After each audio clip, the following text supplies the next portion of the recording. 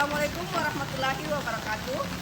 Kami dari Prodi Hukum Bisnis, Fakultas Ilmu Sosial dan Hukum Universitas Negeri Makassar, kelompok 1. Video ini dibuat untuk menyelesaikan salah satu tugas dalam mata kuliah Hukum Acara Perdata dengan dosen pengampu Bapak Kurnia Ali Syarif, SHMLI.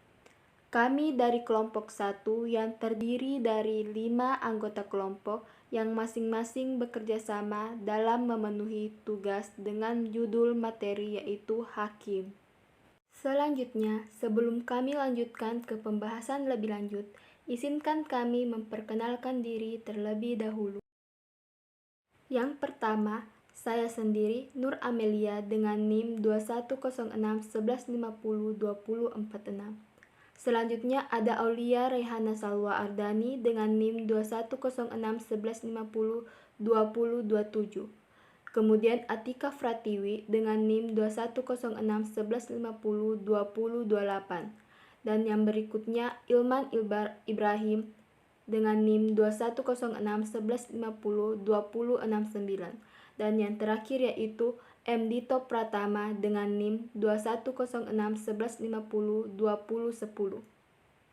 Baiklah, kami dari kelompok 1 akan mempresentasikan dengan judul kehakiman atau hakim.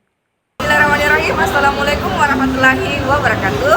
Waalaikumsalam warahmatullahi wabarakatuh. Kembali lagi bersama kami kelompok 1 dengan mata kuliah Hukum Acara Perdata, yang dimana kami saat ini akan membahas mengenai tugas pokok serta fungsi dan juga contoh dari kehakiman sendiri. Sebelum itu kita masuk ke materi. Saya akan bertanya kepada Saudari Ilman, apa sih itu aturan mengenai kehakiman? Sepemahaman saya yang pernah saya baca, kekuasaan kehakiman ketentuan diatur dalam Undang-Undang Nomor 48 Tahun 2009 tentang kekuasaan kehakiman, Undang-Undang Nomor 8 Tahun 2004 tentang peradilan umum, dan Undang-Undang Nomor 3 Tahun 2009 tentang Mahkamah Agung. Undang-Undang Nomor 48 Tahun 2009 merupakan induk dan kerangka umum yang meletakkan dasar serta asas-asas peradilan serta pedoman bagi lingkungan peradilan umum, peradilan agama, peradilan militer, dan peradilan tata usaha negara. Sedangkan masing-masing peradilan masih diatur dalam undang-undang tersendiri. Dengan Undang-Undang Nomor 48 Tahun 2009 ini, Undang-Undang tentang kekuasaan kehakiman sebelumnya dinyatakan tidak berlaku. Terima kasih. Kembalikan kepada Saudari Aulia. Terima kasih. Baik, kami akan langsung inti dari pembahasan kami, yaitu saya akan bertanya kepada Saudari Nur Amelia, apa sih tugas pokok dari kehakiman sendiri itu? Baik, menurut pendapat saya itu tugas kehakiman itu merupakan menganalisa atau mengadili suatu putusan serta memutuskan suatu perkara yang diajukan, yang dimana tercapainya keadilan hakim dalam memutuskan suatu perkara. Kemudian setiap hakim dilarang menolak suatu perkara yang telah diajukan kepadanya. Mengapa setiap hakim dikatakan dilarang untuk menolak setiap perkara yang diajukan kepadanya? Karena apabila orang hakim menolak suatu perkara, maka hakim tersebut dapat dituntut atau telah melanggar kode etik serta tugasnya, dan dimana tercatat dalam pasal 10 Undang-Undang Republik Indonesia Nomor 48 Tahun 2011 tentang pelaksanaan kehakiman. Terima kasih, pembahasannya sangat menarik. Selanjutnya saya persilakan kepada Atika mengenai fungsi kehakiman itu sendiri. Silakan.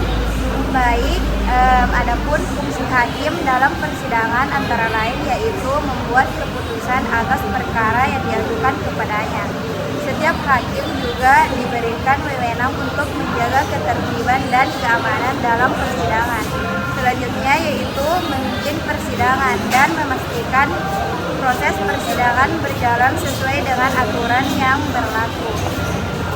Hakim juga diberikan tugas untuk mengambil keputusan terkait permohonan atau gugatan yang diajukan oleh pihak-pihak yang terlibat dalam persidangan.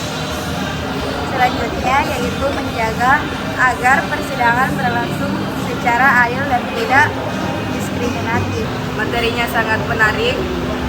Selanjutnya untuk menggali mengenai fungsi kehakiman sendiri, saya persilakan juga kepada saudari Amelia untuk menjelaskan mengenai pemahamannya mengenai fungsi hakim. Silakan.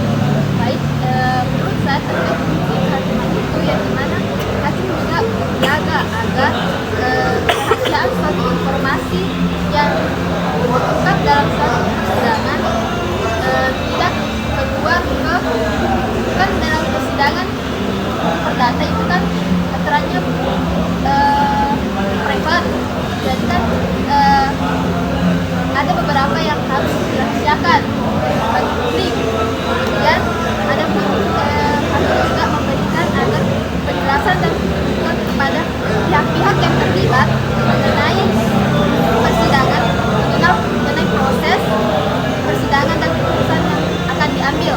Kemudian juga melakukan pemeriksaan terhadap bukti maupun yang telah disajikan dalam persidangan. Adapun juga terkait melakukan pemeriksaan terhadap hukum kepada pihak yang melanggar dan aturan dalam persidangan. Mungkin itu beberapa fungsi terkait kehakiman. Terima kasih.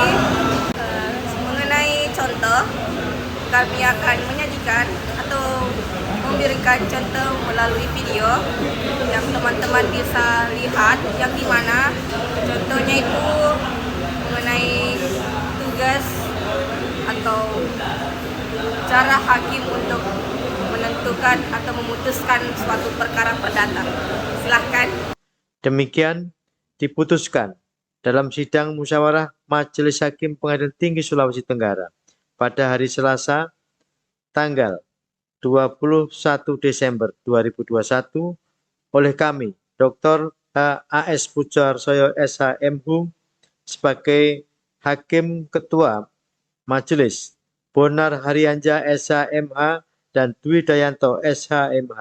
masing-masing sebagai Hakim Anggota yang ditunjuk berdasarkan surat penetapan Ketua Pengadilan Tinggi Sulawesi Tenggara pada tanggal 24 November 2021 nomor 118 PDTG 2021 PT KDI.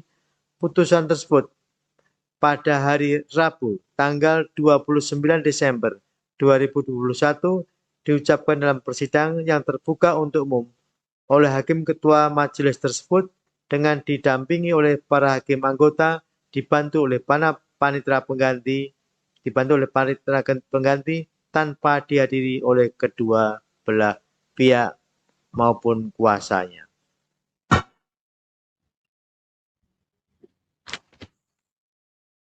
Demikian putusan perkara nomor 118 PDT 2021 PT KDI dinyatakan selesai dan ditutup. Baik, itulah tadi diberikan contoh mengenai kehakiman dalam atau hakim dalam menyelesaikan suatu perkara perdata. Baik, kami tutup dan kami undur diri. Kalau kurang dan lebihnya mohon dimaafkan. Wassalamualaikum warahmatullahi wabarakatuh. Dan sampai jumpa di pertemuan selanjutnya.